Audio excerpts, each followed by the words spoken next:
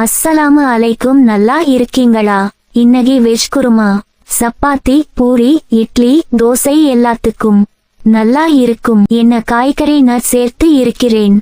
வெங்காயம், தக்காளி, முருங்கைக்காய், உருளைக்கிழங்கு, பச்சை பட்டாணி, பட்டர் பீன்ஸ், தேங்காய், கசகசா சேர்த்து அரைத்து சேர்க்கணும். அப்பதான் நல்ல இருக்கும்.